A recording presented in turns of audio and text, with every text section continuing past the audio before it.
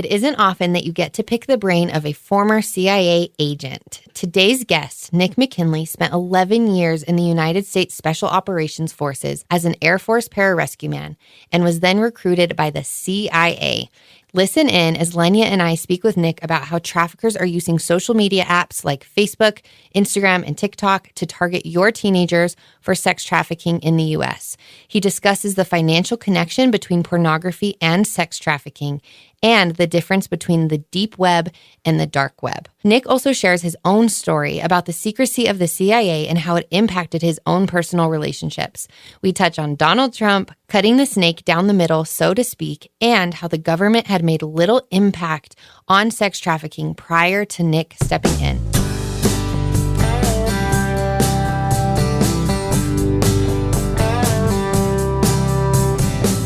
Welcome to All the Things, the unscripted podcast where we talk to intriguing people from a variety of cultures, backgrounds, and career paths and deconstruct who they are and why they think the way that they do. We dig deep and ask unexpected questions to learn about all the things, from faith and current events to relationships and mental health. We want to satisfy your craving for knowledge, true connection, and real conversation. This is Lenya Heitzig and Lindsay Maestas.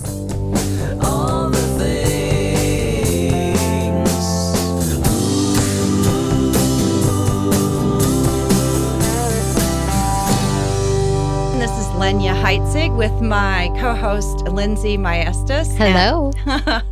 We have been having a fabulous time, and we were just kind of talking about the trajectory of this podcast, how God has given us such access to really interesting and fascinating people, Yes. and that it's funny sometimes that it's these two women interviewing special ops, like Edward Graham. And so anyway, today we have someone really special. It's my friend Nic McKinley, and he's ex-CIA.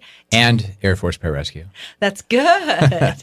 You did that first. I did that then first. Got recruited. That's correct, yeah. That's awesome. So the first time I met Nic, Reload Love was just kind of nascent. It was in this really young form, and we were trying to plan things, and someone introduced me and said, yeah, this is Nic. He's just gotten out of the CIA, and nobody ever expects they're going to meet a ghost. Yeah. Yes. And so I think I said to you, so like, you're Jason Bourne. And do you remember what you said? Said, no, Jason Bourne's sloppy. He's always getting caught. Yes. So anyway, then I think my jaw dropped, and then you're like, no, if this is really real. And I'm going to just go here for a second. So, it is kind of a little bit mind blowing. You meet a CIA guy. So I keep You're like, really? This is it? Like this, that's it? No, because I have a really, a mind that, I don't know, a conspiracy mind. So I'm telling Skip, guarantee something's going to happen in our lives and only he can help us.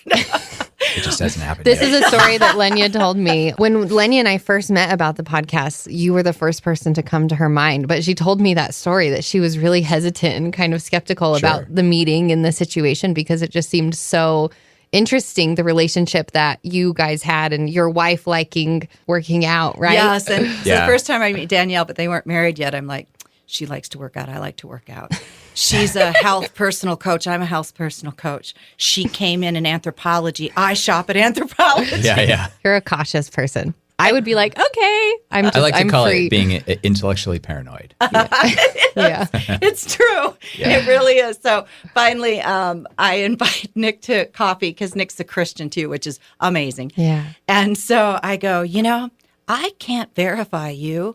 If I did a Google search, I can't find you. I don't know if you're you. And so I don't know where to square that. But, I'm introducing you to people, and I don't want to ever feel like I got spun out. So I tell him, I don't know who you are, but I know who God is. And I said, if God ever tells me that I should back off or do something, I said, I will drop you like a hot potato or something stupid like How that. did that make you feel? I was like, okay. I think he said, I love God. And if God ever tells you that, could you tell me first? Yeah. Because I'd like to know what would be off in my life. So I think that all that does is show you literally how intellectually paranoid I am. Yeah. But Well, how did you get involved in this? How did you get involved in the line of being a CIA agent, and how did that affect your family and your personal life? Well, I started when I was 18 years old. I joined the military straight out of high school. And that's kind of it was a bit of a controversial move in my family. That wasn't what I was supposed to do. I was supposed to go to college, and there's a plan, Nick. Stick to the plan. And I've always had a healthy disregard for the impossible. So I decided, no, I'm going to go do this. And I chose Air Force Pararescue because statistically it was the hardest selection process the military had to offer. And once I found that out, it was a challenge. It was like somebody telling me, well, you can't do that. I was like, oh, yeah? Yeah. Now there's a lot of unhealthy, youthful arrogance and hubris there, but by the total grace of God, I ended up making it through. My class started with over 300 people. 8 of us graduated. And then I did that for 10 years. And it was great. Pararescue is probably the most underrepresented special operations career field in the military. And you kind of get to learn to do everything. It's some of the most highly funded units. So money was never an option as far as training or equipment. You just go out and just go do the things. Yeah. In many ways, they let you kind of write your own ticket. So I got to do a lot of things that I wouldn't have got to do otherwise. Ended up kind of Forrest Gumping my way when I left into a startup in Boston, doing private personnel recovery, kidnap and ransom cases, things like that. Oh, wow. For Fortune 10 banks and aircraft manufacturers and folks like that. Oh, yeah. It really does. It's not just in the movies. No, absolutely. It very much happens. It's a very slimy world, though. I figured out very quickly, and I'd quit. And I don't really know how it happened because they don't really allow me to look at those shiny rocks, but somehow I drew the attention of the Central Intelligence Agency, got a call from a recruiter. Hey, we'd like you to consider applying for a position, but we can't tell you what it is and we can't tell you what you'd be doing. So, of course, I'm like, you've got my interest. How do you know it's real? You don't. Okay. Yeah, I mean, you kind of don't. I remember all the way up to, I had quit my job, flown to a whole other state, shown up for this thing that supposedly is going to happen, this vetting and this tryout course. And I remember walking up to the front gate being like, wow, I have no piece of paper. I have no nothing. So I guess I'm just going to hand them my driver's license and they're going to know who I am and why I'm here. They knew you were in town. Yeah. And they knew what car you rented. Right? Are you kidding? So I show up and I'm like, hi, I'm Nic McKinley. I'm here. Yeah. I didn't really have any information. Yeah. And they're like, oh, welcome. And I was like, oh my gosh, it's real. Thank you. Oh my goodness. That's so fascinating. Yeah. So I did that for a number of years. I ended up working my way up through the ranks and eventually started out on a covert action program overseas and then kind of moved into another full spectrum intelligence operations program and then left to start a nonprofit. And so the secrecy part, is it what it's made to be in the movies? Like your family knows what you do, but nobody else knows what you do, or your family doesn't even know what you do? I would say there's a documentary film about the CIA that was made. It's called the Jason Bourne series. It's just totally true. No, it's actually nothing like the movies. Try not to be shocked. Yeah. The level of secrecy is really on you as an individual. You're the one taking the risk. So there were some people who didn't even tell their wives. Like they maintained an internal cover. And I don't know how you would do that. I wouldn't be able to do that. It's a double life. Yeah, a complete double life. And then other people would kind of tell everybody. And then there were the folks like me who were in between. At the end of the day, if I'm in I'm not allowed to say exactly which countries, but like if I'm in North Africa or let's say a nuclear-armed Islamic country overseas, I'm a white guy with blue eyes. Yeah. And so when I go over there, even if I do the skin dyes and all, then grow a beard, you know what? I look like a white guy with a beard with blue eyes. You're not fooling anybody, and it's your mannerisms. The way that you hold a coffee cup, the way that you walk, the way that you look, and in that the way that you actually look around, all of those mannerisms just give you away as an American. So there is no hiding unless you grew up in the culture. There is no hiding. Then add to the fact that I'm coming in and out of the embassy. Everybody wears suits. The guys in my unit, we didn't wear suits. And we're the white guys with beards who are in shape, who always have their shirts untucked because we're concealing firearms, and then to make matters worse, there's restrictions because these are very dangerous environments. Right. Incredibly dangerous environments. And so there's restrictions on normal U.S. government staff on what they can and can't do when they have to be back. There's curfews and things like that. And yet me and my team, we can kind of go wherever we want and do whatever we want. And call it reconnaissance. Yeah. So it's very, you're not really fooling anybody as to who you are and what you're about. And that's okay, because I was used to like to say I like to know when the competitive service was following me, because then I knew where they were. Right. And if I couldn't see them is when I started to get worried. But you did mention when you did come out that you got to take your parents. Yeah. My last day at the agency, they let me bring I brought my little sister and brother-in-law and then my parents to the CIA headquarters. They have a little museum, and the seal that you see on the floor in the movies. That's the CIA actually lets people film for real in the lobby area, and so they got to walk across the seal and go in and check out the museum and get what I like to call a classified cup of coffee. Yeah. My mom bought out the gift store, because yes, there is a gift store.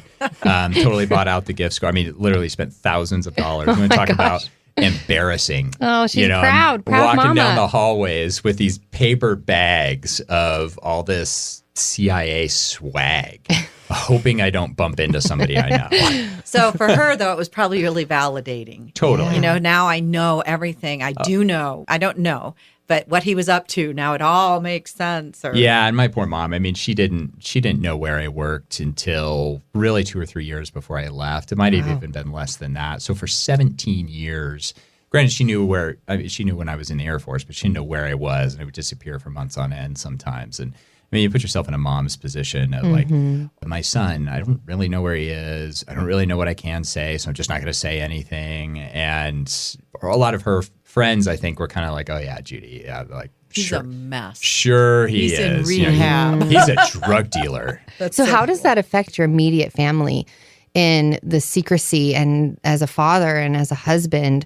What does that do to a marriage and parenting? Well, in my case, it actually broke the marriage up, and total dumpster fire, because you put yourself in this situation of nobody, especially Christian men, we're driven to work, but we don't want to let our work override our families.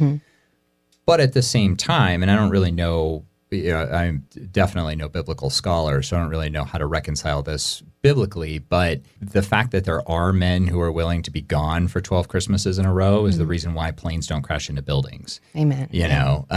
And so that's a sacrifice. Now, is it the right one? Is it the wrong one? I don't know. Hopefully someday God will tell me. What I do know is that when you're like, look, there's an imminent threat on the homeland, and these are towns and cities, and let's just say some bad guys are going to blow up a bunch of dirty bombs in LA traffic. Estimated casualties will be in the hundreds of thousands. Long-term casualties will be in the millions. You've got 10 hours, get on a plane. You just got home 7 days ago. What do? Not get on the plane. One of the girls who works at Deliver Fund, my charity, she's a single mom. She was an analyst for the National Security Agency, and then she was a terrorist watch lister for the DOJ. So she was literally the one keeping terrorists that I was identifying overseas off of airplanes in the United States. And they would have a terrorist who basically goes missing on U.S. soil, which means we don't know where they are. We don't have the legal authority to hold them, but for some reason they got lost in the system. Wow. So she's the one who had to go find them before they ended up on an airplane or something along those lines. And it's not that these terrorists are not trying. Like that's not why planes aren't crashing into buildings anymore, or why bombs aren't going off in the United States. They try every single day. And then add on top of that the fact that the terrorists can have a 99% failure rate, and we have September 11th. And that's with a 99% failure rate. So there is no good enough is good enough. So then that single mom ends up leaving her child in childcare overnight for the third time this week because she's hunting down a terrorist. So at some point, you just kind of have to pull the plug and go. But when you're in it, you're all in. There is no such thing as being kind of half in. And people will say, well, when things got really bad overseas and really dangerous, RPGs are exploding over your head. Were you thinking about your family? Absolutely not. I was thinking about not dying. That's kind of the key. And anybody who says, oh yeah, I started thinking about my family, it's like, bro, you're in the wrong situation and the wrong line of work. You were thinking about surviving and helping the people to your right and left survive these situations. And unfortunately, that takes such a toll because now there is no having people over for dinner. There is no small talk. There's no social environment. There's no social group. I mean, at least in the military, you've got, wives taking care of wives and people who are on a team who are not deployed taking care of the families of those who are deployed. And there's a lot of camaraderie there. At the CIA, I did multiple combat deployments with people. I think, so total between the military and the CIA, I did 30 combat deployments. And I know one guy that I did 6 of those combat deployments with. They started kind of looking at us as a team because we always ended up in the same place at the same time. And I don't even know that guy's real name.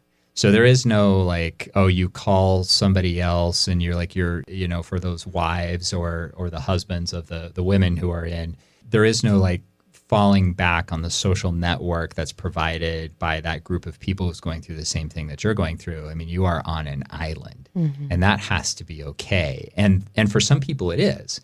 And for some family units that works really well and everybody's on the same page. But at the same time, my unit had an 86% divorce rate. Of course, again, youthful hubris. I went into the unit knowing that, thinking that I would be the 14%. Yeah. Yeah. And but yeah, an 86% divorce rate. What's the next highest? They say it's like surgeons or something, and it's like 60%. Yeah. And that's, it's so much worse. And really, the biggest casualty in the war on terror is not soldiers. The list of friends, I don't really have a whole lot of friends anymore because a lot of them are dead. Sorry. But when you look at the actual greatest casualty on war, it's children. And why? Because of the broken families.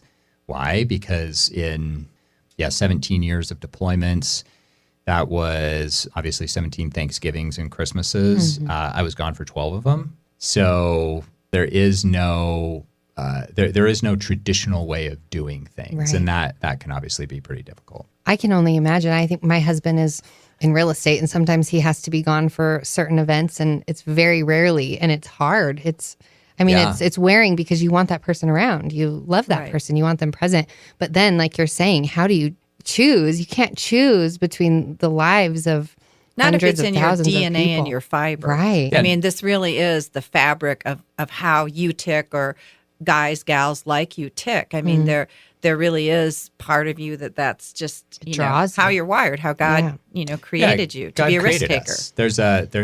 It's not even a risk taker. It's there's a concept of basically thinking in your unconscious mind, and some people have better abilities to do that than others, right? Some people are empaths and they feel better. Other people have what's called an adaptive unconscious, right? Those are kind of the empath and the high adaptive unconscious are kind of two different ends of the spectrum. I'm adaptive unconscious. And so what that means is that the military, in the special operations community, they select specifically looking for people with that and with that capability, and then they feed it steroids. And they basically get it incredibly strong. And then the Central Intelligence Agency goes and finds those individuals in the special ops world that kind of rise to the top, and they steal them from the military. The military's not happy about that.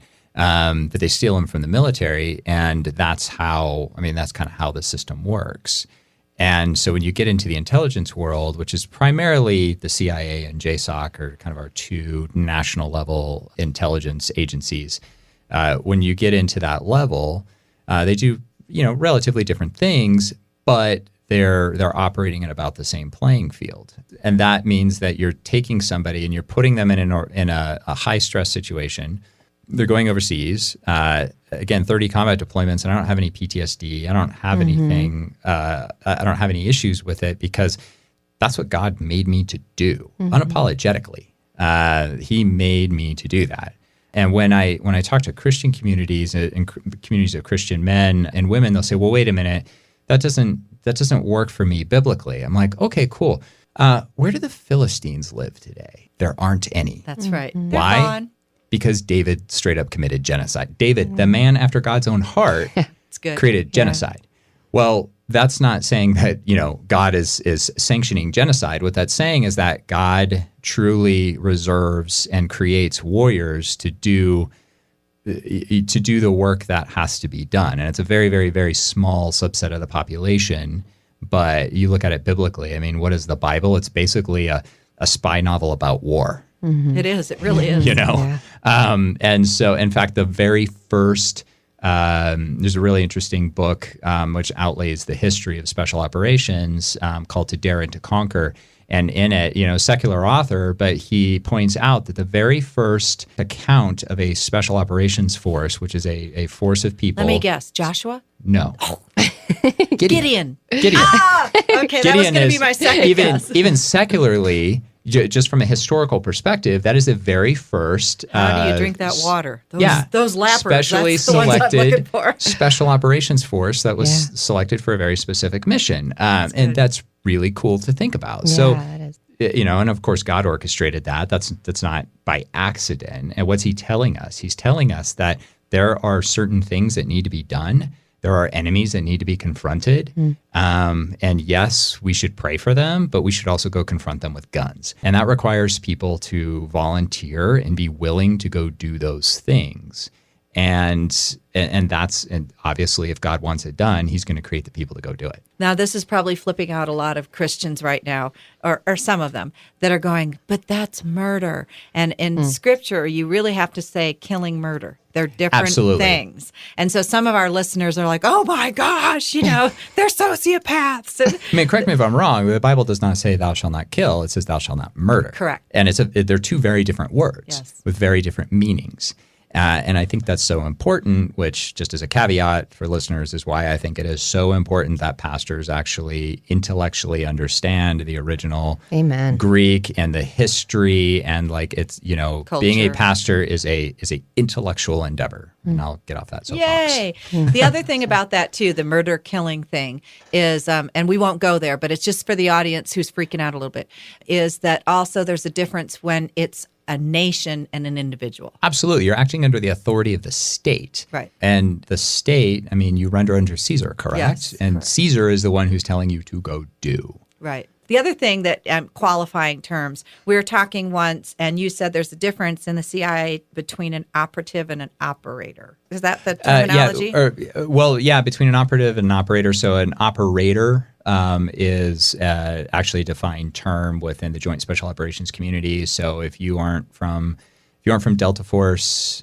SEAL Team 6, one of the other what we like to call colored units or task Elite. Forces within Joint Special Operations world, you're not an operator. Like I was in Air Force Special Operations. I was an Air Force Pararescue, not an operator, right? Now that term gets thrown around a lot. And then an operative is pretty much on the intelligence side. So an operative, they say, oh, you were at CIA, you were a spy.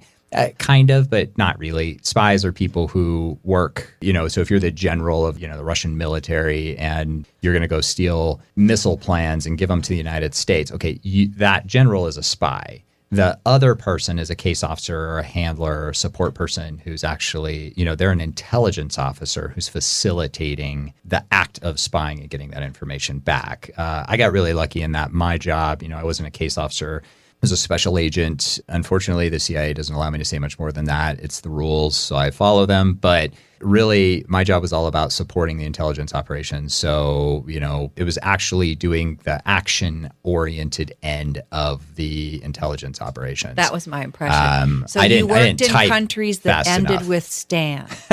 Lots of countries that ended in Stan and Rock. So what you're saying is... and IA, North Africa. Yeah.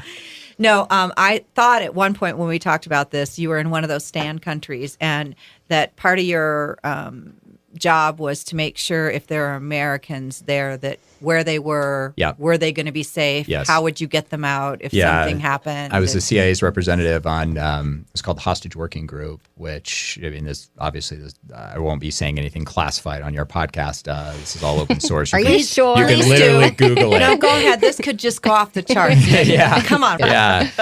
So yeah, for the next revelation, Snowden was a spy, not a hero. Thank you. So anyway, what I was doing meant that basically I ended up being in charge of the only kinetic unit within this country. And that meant that I sat on the hostage working group. And really what that is, it's a group of American diplomats and military and intelligence community folks who are trying their best to get Americans out of bad places when they do stupid things in other countries. And usually this was, I remember a woman decided that she wanted to ride her bike across to Afghanistan to prove that the Taliban They're were not bad really people. great people. Yeah. You can imagine what happened to her. Right.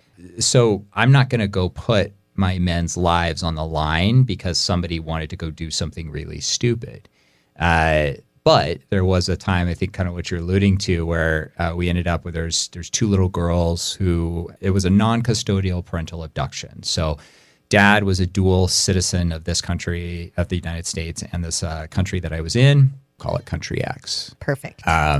So dad is a dual citizen of the United States and Country X, and it's his visitation weekend. He throws the kids on a plane, takes them to Country X, which is a primarily Muslim country, sells them to his brother, sells his own children to his brother. And American girls don't spend their time behind sewing machines when they're taken over to other countries. And so the question was, what's going on with them? And nobody really knew. And the city that they were supposedly in was about 4 hours away. I happened to have the most highly trained operatives in that entire country at my disposal. And I was working with the Joint Special Operations Command. And so when we were really the only kinetic capability at that table, and I said, no problem. I'll just send a couple of guys. I got a light schedule. I'll send a couple of guys to go figure out what's going on. We'll come back and report back. Oh, no, you can't do that because those girls are U.S. citizens and you're the CIA. So Executive Order 12333 says that the Central Intelligence Agency and the intelligence community cannot collect information on U.S. citizens. Oh my word. So all that stuff that you hear in the news about, the CIA is collecting and reading your email, it's complete and utter bogus. You heard it here, people. It's just not true. Yeah. So we went and tried to figure out a solution, and at every turn people just said no. There's a bunch of career bureaucrats just saying, no, we can't do this, we can't do that. And then the lawyers got involved, and lawyers just Muddy the waters, have a way of ruining everything. And so then the lawyers got involved, and they just made it so that we literally could do nothing. We had this knowledge, but could not do anything about it. And unlike the movies, you don't just get to go rogue and do whatever you want. I mean, whether you're in the civilian agencies like the CIA. So you can't be Jack Bauer? No. Jason Bourne, unfortunately, Jack Bauer, no. there is no Jack Bauer. There is no Jason Bourne. There is no James Bond. But they all end with JB, which is so That is weird. interesting. I love it. We've got a theory here. There's your conspiracy theory. So anyway, they decided there was nothing we could do, and I have no idea what happened to them. But that really piqued my interest, and that's usually a bad thing because I'm a book nerd at heart, and I read like 30 different books on human trafficking, and I started looking through the government. And, when you're at that level in the CIA, you have the highest security clearance you can get. I mean, you spend lots of time hooked up to polygraphs, and so that means nothing's off limits to you. Yeah. You can reach in anywhere you want to ask for help. And I started looking at who had the ball on the human trafficking issue, and I couldn't find anybody. I mean, you think about it. If you know that there's a bunch of illegal guns being run outside, right now, who do you call? The ATF, right? So we have a Bureau of Alcohol, Tobacco, and Firearms, yet we are sitting in New Mexico where there's probably alcohol, tobacco, and firearms within arm's reach of somebody right now. So why do we have an entire government bureaucracy that is responsible for fighting what are legal commodities? We have a drug enforcement agency, yet 90% of drugs are legal. And I'm not saying that what they're doing is not important. It's very important work, but they're dealing with what are legal commodities. So within human trafficking, which is what had happened to those girls had been trafficked overseas. And so within human trafficking, 100% of human trafficking is illegal. Yet who's got the ball on that? Well, the FBI will tell you that they do, and then different entities, the DOJ will tell you they do, but isn't the FBI and the DOJ this kind of the same thing? And then you'll hear that Department of Homeland Security does, and you'll hear, all these different entities, but the reality is they don't share information. There's kind of no central brain.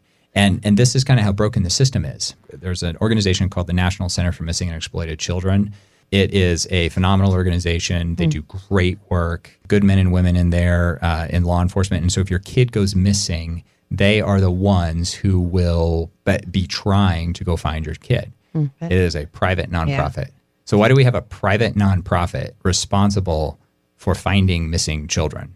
Now, granted, it gets 60 million. Is it because they can escape some of the restrictions that are felt by those agencies that they could... There's no presidential mandate to fight missing kids. There's no presidential mandate to fight human trafficking. When was the last time you saw a president of the United States say, this is what we're going to do? Whether, all politics aside, it's funny, my politics, nobody really knows. All the Republicans think I'm a Republican. All the Democrats think I'm a Democrat. And all the Bernie Sanders people think that I'm with them. And you let them think this, don't you? That's right. That's right. And so, but, Trump has actually done more for the fight against human trafficking than all presidents combined since Lincoln. I mean, because let's face it, slavery was human trafficking. And so that's just a cold, hard reality. That's what the data says. That's not Nick's opinion. But at the same time, we don't have a government agency that deals with anything. And I learned that firsthand at the CIA because I was tearing apart the government looking for that agency because I thought, well, wait a minute, we can kill people with flying robots from 6,000 miles away. Surely we've got somebody who's got the ball on this issue, and we didn't have any. And so all of my friends are former special operators, and I called them all. I was like, hey, have you ever done a human trafficking mission? Could not find a single person who'd ever done anything associated with human trafficking. So, and this was our best and brightest operative. So why was that happening? And that's when I decided, I got to do something about this. That's what I was going to ask. Was that part of your motive for leaving the agency and coming out to a nonprofit at this search that you started? So what I just did was sum up a 7-year process, right? But what I had done over that 7-year period was really get to understand the human trafficking issue and decided that, I had the training, I had the network, I had everything that was needed to tackle this problem. All I needed to do was fund it. And so I decided that I was going to go join another organization because surely somebody else had done this. And then I found out, wait a minute, there was no organization to join. So then it was like, oh boy. So no basically, government agency, no other organization, nobody else out there really. Right. I'll do the easy thing because I really like what I'm doing at the agency. And I was on a career rocket ship. Things professionally actually were going incredibly well. But, I wasn't looking for anything new. And it was you just reached that proverbial fork in the road. So this is one of those times I have to help the audience. I'm going to help the audience again because they're like, well, what about A21? They help sex trafficking. What about, they'll start naming all these things and they're doing so much work. So you have to define the terms when you say nobody's doing anything and then these other NGOs, nonprofits, whatever you want to call them, and what they're doing to help the audience understand that. So there's incredible nonprofits out there that are doing their best against human trafficking. A21 does a great job. I really like Shared Hope. They do a phenomenal job. There's many, and there's many that I didn't just list right now, but we could spend an entire podcast just listing good organizations. The issue is they all do anti-human trafficking work, which is very important. None of them are doing counter-human trafficking work, right? And so, here we sit on the Calvary campus, and there's these walls outside that are made of stone. Well, I don't know that this is why they were put up, but let's just say it is. Those are anti-terrorist measures. It keeps people from being able to drive car bombs over here or something like that, right? But then you have counter-terrorism. Counterterrorism is what I did at the agency, right? Counter narcotics, counterterrorism. We went and countered the action. We went after them. So if I can say proactive, reactive. Proactive versus reactive, exactly. And so anti-human trafficking is a reactive thing. It's very, very important and vital work. However, it's cleanup. Let's keep from making a mess in the first place. And the only way you can have a victim of human trafficking is to have a human trafficker. It's the common denominator in the equation. So if you remove the human trafficker, the equation falls apart. So why are we not spending equal resources on counter human trafficking? Right. Now we get into counter human trafficking. What is that? Well, if you're a private citizen, as in you are not an agent of the state, which is a really fancy way of saying you don't have a badge and a gun, you cannot counter human trafficking. So you have to be a cop, right? I love it when people say, since we started Deliver Fund, it's actually been kind of a cause celeb. You get these former special operators say, oh, we're going in and we're rescuing human trafficking victims. I'm like, no, you're not. And if you are, that's called felony kidnapping. That's not cool. What we do is we feed intelligence, we equip, train, and advise those law enforcement officers. So we provide them with equipment, which is basically incredibly high-tech machine learning capabilities. So we're letting computers do the work of 1,000 people to make it so that we can find out where human traffickers are in real time. And when I say where they are, I'm not talking about the city. I'm talking about the grid square they're standing in, the hotel room that they're in. Stop on that for a second, because we've talked about this before. Because you went, I think, to one or two of the Super Bowls. Yeah, and so your team have gone to help at the Super Bowl. You've got people that are, of course, trying to keep everybody safe. But what I think some of the audience doesn't understand is they bring in, they being the sex traffickers, a lot of trafficked women to service during this time for this huge event. Wow. And so part of this technology you're talking about, you can literally track these traffickers. Coming across the country where they are, if they are stopping and making money on the way, to when they get there. So just explain. Sure. So Formula One, NASCAR, the Super Bowl, the World Series, the Consumer Electronics Show, obviously the adult entertainment industry show in Vegas.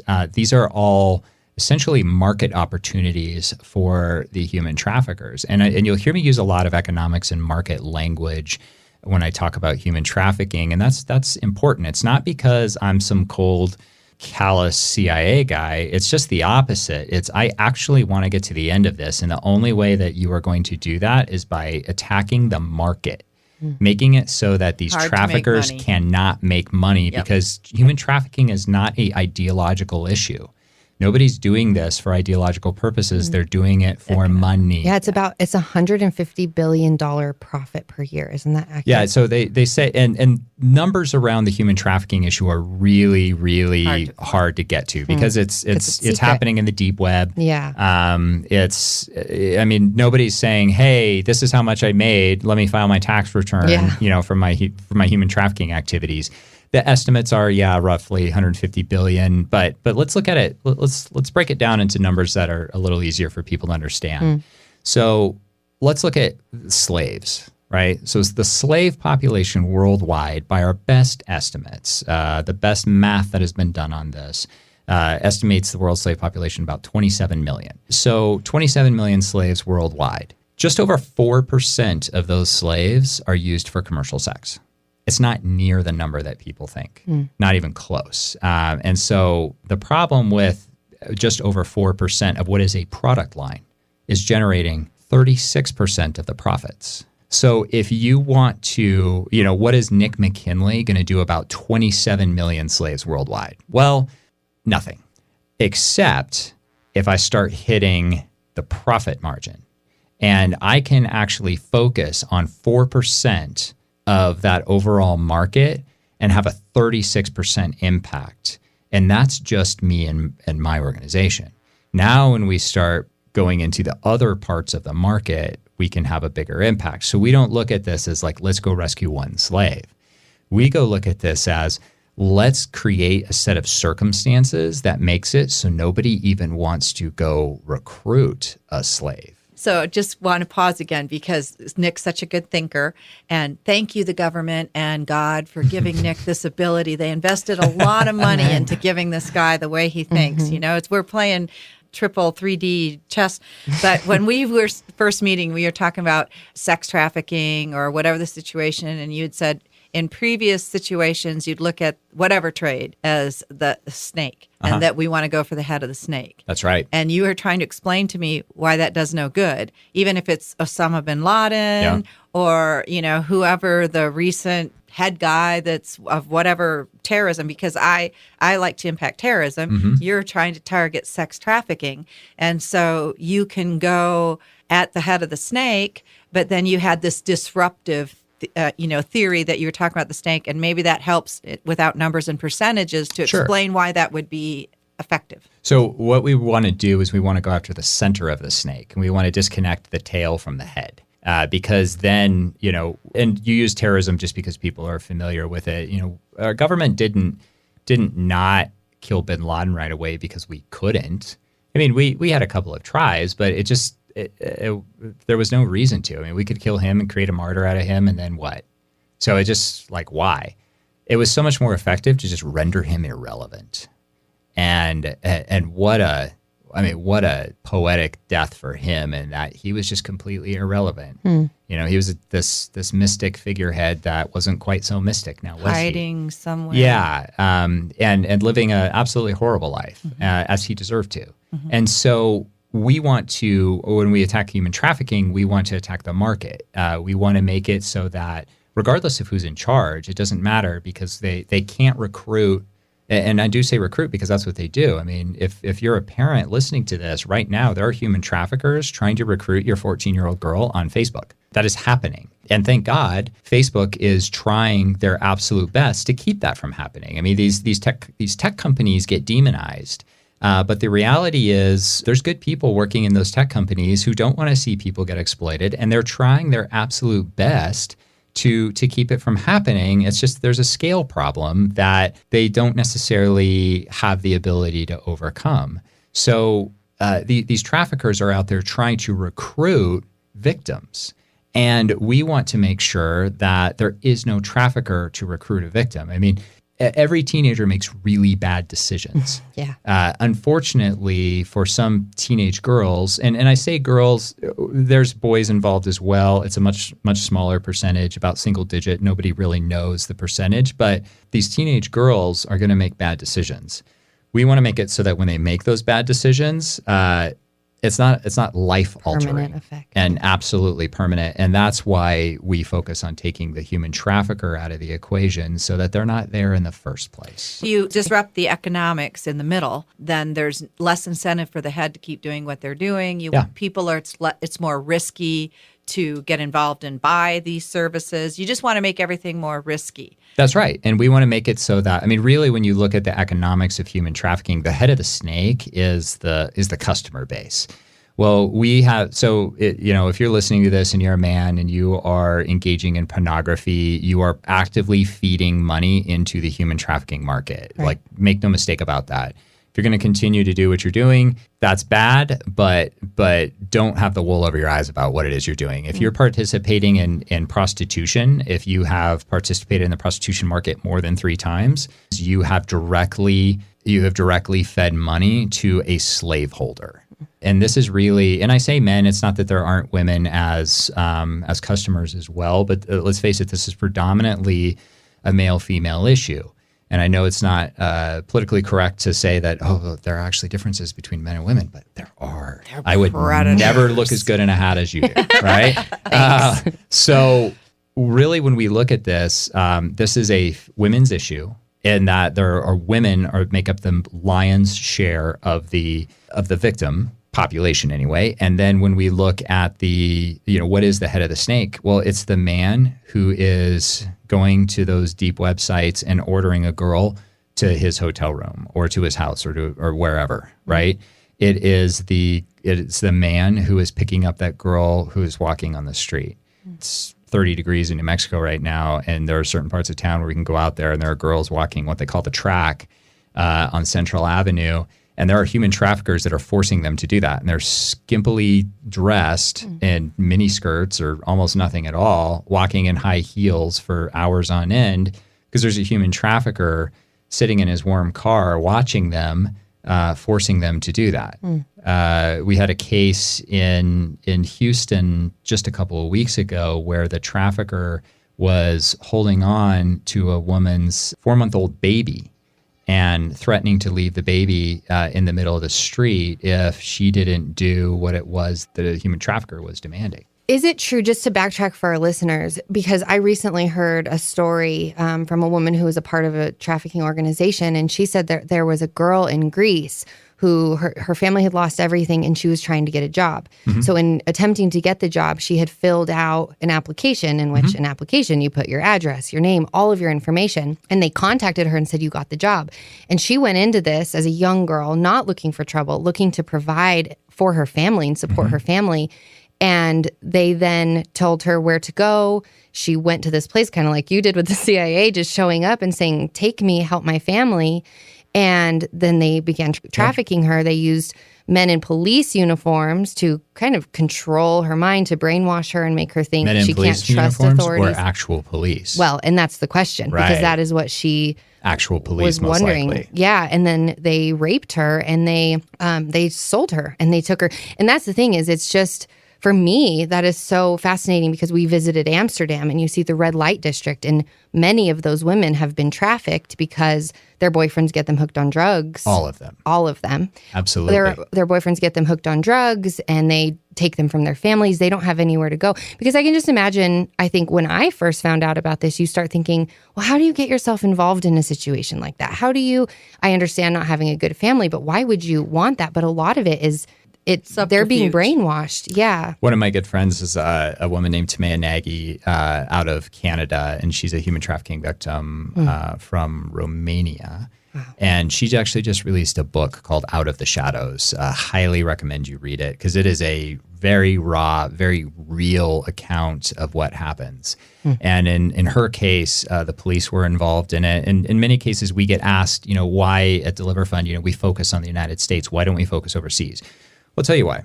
When I was at the CIA, allegedly, I used a lot of U.S. taxpayer dollars to get people to do things that I needed them to do. I had the authority of the state. I could do that. If you do that as a private citizen, that is illegal. Foreign Corrupt Practices Act, there's so many different acts that are involved. If at the CIA, I could not accomplish my mission without essentially engaging in corruption, the heck is a nonprofit really going to do? And how are they going to do that as a scalable way? And I get this pushback from folks who are like, well, if you rescue one, that's good enough. No, God called us to be good stewards of the resources that he gives us. So if you rescue one, great, but it should be a learning step on your way to rescuing 100, because those are the resources that God gave you. Right? He wants you to invest them, into continual improvement. So that's why why Deliver Fund doesn't work overseas, is because I know more about operating overseas than any of those folks and how it really works. Yeah. And I can't actually accomplish things at scale without paying off police officers. And Tamaya is a good example of somebody who the police were in on it in both Canada and in Romania on both sides. That's it was this whole piece. So why don't we, here in the United States, we have the absolute best law enforcement people in the world. I mean, when you look at what law enforcement does and what they get paid, and that they get no training, it's absolutely pitiful what we expect of these men and women. And yet we don't pay them and we don't train them and we don't give them what it is that they need, and they still accomplish the mission. And so we have great law enforcement officers. We have the least corrupt legal system in the world. So that's why we focus here. And also, and this is kind of controversial to say, but I have a daughter.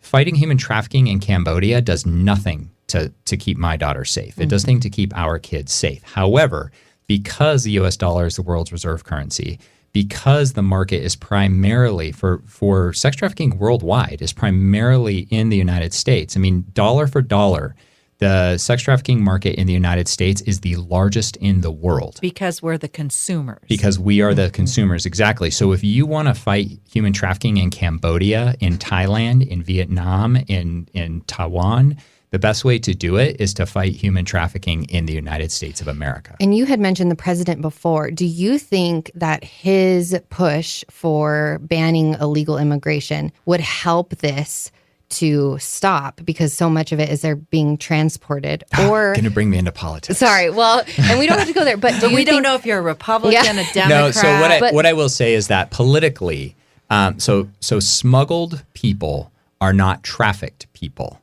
People who are smuggled by, coyotes that they pay to bring them across the border. Right. Those are people making a choice. Now that is a population that is very vulnerable to human trafficking because they are outside of the system. However, one is not the other. Mm-hmm. So the major majority of trafficked victims are U.S. citizens being trafficked by U.S. citizens and sold to U.S. citizens. Oh. Yeah. If you go to the deliverfund.org website, you'll see on our videos page, there's a video called Samantha.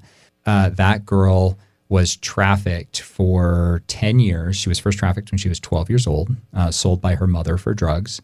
That's very common.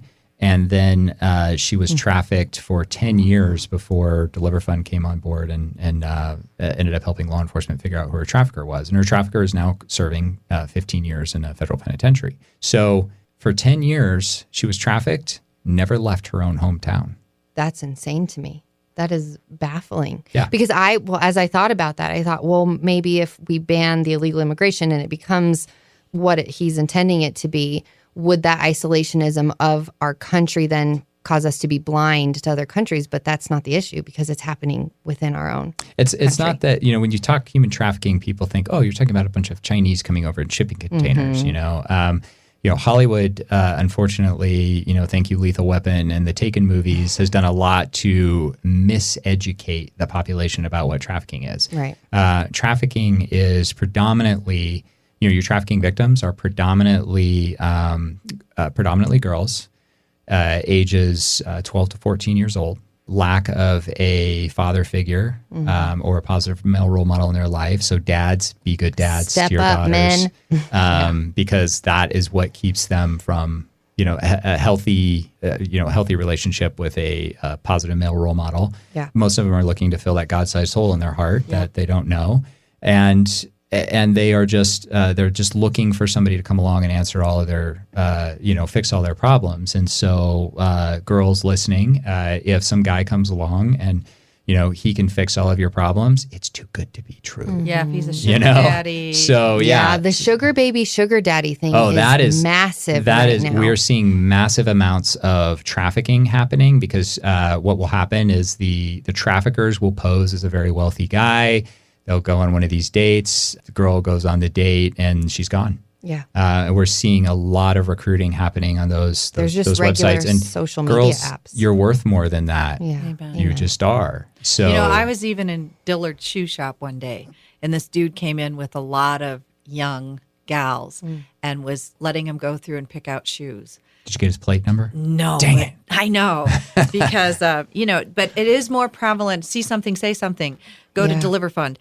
But anyway, I'm sorry because this is thrilling. But we were going back to your the way you approch this. And number one was you're going to provide. So we provide technology to law enforcement. In fact, we're currently on a $950,000 raise for what we're building, which we're calling the ultimate weapon. And we have figured some things out about the commercial sex trafficking world and the internet that nobody's figured out before. So we don't want to tell them. No, we're not going to say how it works. Is this part of, remember, Nick, you were talking to me about, and I think it's probably a combination, that you can do this personality profile by seeing on social media. Oh, yeah. You're like, don't do social media. We figured out their tells. Okay, yes. We over the last really 3.5 years, we've collected the right amount of data. We own the largest commercial sex advertising database in the world. We're pulling down about 4,000 metadata points a minute. We've been doing that for years.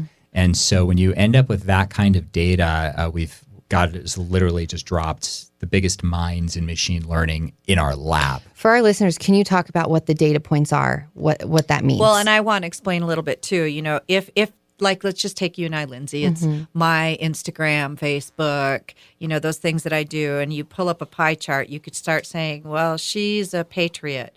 Not only that, she's a right wing, blah, blah, blah, blah. She has a soft heart for this. And she also has a mother with diabetes because maybe, she gives money to diabetes. And so you can start taking all the things. So be careful what you guys post. And that's one of the things to me. Because if you're a human trafficker, though, post everything. Yes. Yeah.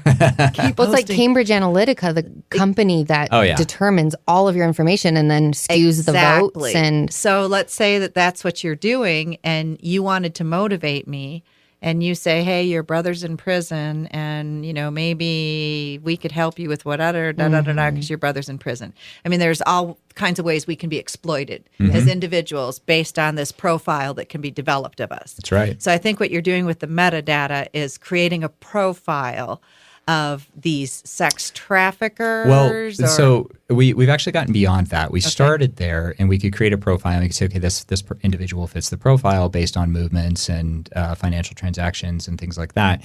Now we've gotten to the point where our analytics is becoming predictive. We can actually call law enforcement and say, in 2 days, this trafficker is going to be in your AO. Here's his car, AO, area of operations. Here's his car. Here's the girls that he's got. We'll let you know what hotel he decides to check into. However, he seems to have an affinity for this hotel chain. The biggest one that we see used out here in the Southwest as an example, I won't say the actual name, but let's just say that they leave the lights on for you. And we see traffickers all over that hotel chain, and they tend to prefer it. So, we had a hotel seized here in Albuquerque, New Mexico. We had a lot to do with that. Because it was a safe haven for human traffickers. And really what we want to do is we're using these analytics and we're using this data to deny territory to the traffickers. We want to make it so that they can't ever feel safe. We want to make it so they have to live the life of their victims. So, if I have my way, I have no idea how I'm going to pull this off. Torment them. They won't be able to buy groceries. They won't be able to get gas in their car. They won't be able to get car insurance. They won't be able to open a bank account, rent a car, an Uber, Airbnb, nothing. I want to make them pariahs where polite society is off limits to them. And that will make it so that it's even worse than making it so that they can't make money. We're making it so they can't spend their money. Right. And so we've thus kind of cutting the snake, the interrupting. So it doesn't matter if they're making $1 million a year, they can't spend it. Right. If you have a bunch of money you can't spend, you basically live in Venezuela. You provide not only this technology, you provide training. Yeah, and then we train. I've never come down. I want to come to your dojo. No, I don't know what you call it. Yeah, so it's in Dallas now, though. Oh, okay. So there was actually a side story. There was a website called Backpage.com, which is kind of the heart of evil of the commercial sex advertising space and the human trafficking space. And their website was seized by the Department of Justice. The Texas Attorney General's people kicked in their front door, seized everything. Well, we were a big part of along with many other players, we helped provide intelligence on, Backpage and what it was they were doing, where they were hiding money overseas and things like that. And then we needed a new headquarters, and we were moving to Texas, and they were headquartered in Dallas, Texas. So we called the commercial real estate guy we know. We're like, hey, we hear there's an open office. Is this available? So now Deliver Fund's office, where we have professionally trained intelligence analysts training law enforcement to fight sex trafficking using the web, is in Backpage.com's old headquarters. Oh, wow. That's so cool. Wow. When I was in Iraq, Samaritan's Purse was looking for a place to minister to Yazidis, and there was an old brothel. And they found this old brothel and cleaned it out and used it now to help people. And I love it when God redeems things. All things for good. And he all takes for good. territory. When the enemy takes territory and says, sorry, I'm planting this flag there. My co-founder at Deliver Fund is a Navy SEAL or former Navy SEAL. And because of my position at the CIA, I'm allowed to say that I was at the CIA. I was cleared. My cover was rolled back. I can't say where Jeremy worked, but I can say that I met him at work. And he says that us moving into Backpage's old headquarters is us, building our empire on the skulls of our enemies. I love it. Amen. Well, I just want to say thank you for the work you're doing. It is incredibly admirable, and the brilliance behind it. And like you said, cutting out the middle and going for when they have all of this money and yet telling them you can't spend it instead of a little bit of jail time. and then you're done. It's just amazing. And they get jail time too. Well, no, on top of that, Yeah. they don't get out, and then they start their lives again. But one thing that you had mentioned, just in closing previously, was the web. And can you talk a little bit, I think for parents and even teenagers listening, that the deep web and the web crawler technology and how you use that for good, but also how it can be used to draw young girls in? That's right. There's really, just to give a quick class on it for 2 minutes, there's really 3 different parts of the internet that everybody should be concerned with. There's the front, what we like to call the front-facing internet. So, most of you, when I say, okay, how are you going to access the internet? You're going to say, oh, I'm going to go to Google or I'm going to go to Bing or whatever. Mm-hmm. And so, no, that's a search engine that allows you to find where you want to go on the internet, that indexes different websites on the internet.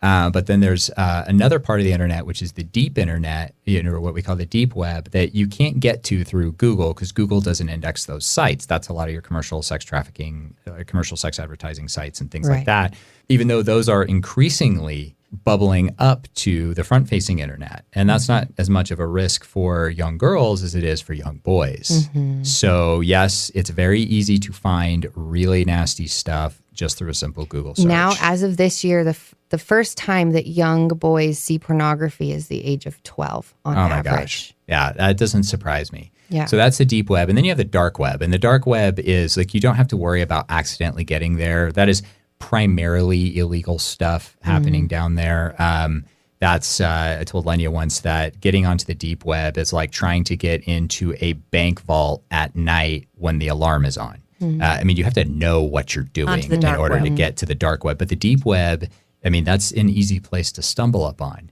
And there are human traffickers who are playing numbers games right now, but they're not even using the deep web as much. They're using the deep web to advertise the victim once they get control of her. But they're doing the recruiting on Facebook, on Instagram, on Snapchat, TikTok, YouTube. You name it. If it's a social platform, we even had a video game console where we had a 12-year-old boy who was coerced and then abducted into a human trafficking ring. Luckily, we're able to find the intelligence and get it to law enforcement. Because they just talk on their headsets with people that they've never met. They chat with random people, and so and these traffickers will spend months cultivating. And so we're working on technology to make it so that the trafficker and the potential victim, they'll be able to see the metadata pattern of their communications, and we'll be able to sever that connection so that human traffickers will be talking to robots and will be wasting their time. Speaking to Lucifer, this 12-year-old kid, absolutely. and they have no idea that it, this is actually the pit of hell. Oh, yeah. Absolutely, and you think about it, the enemy's goal is to kill and destroy, but it doesn't have to mean that you kill and like somebody's dead. That can mean, you look at what human trafficking victims go through.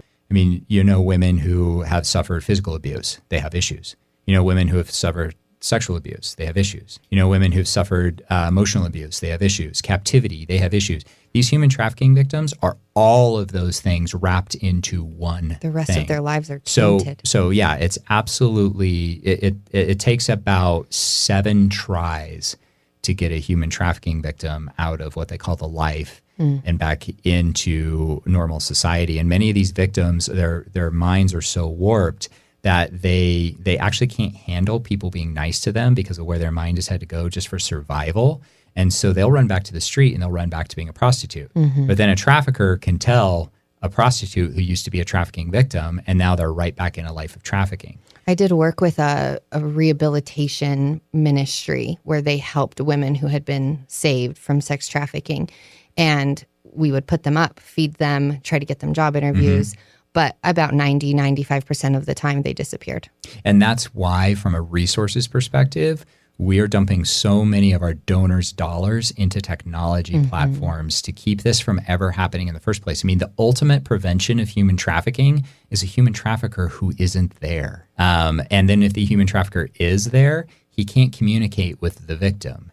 And if he is eventually able to communicate with the victim, he can't actually get them to meet him.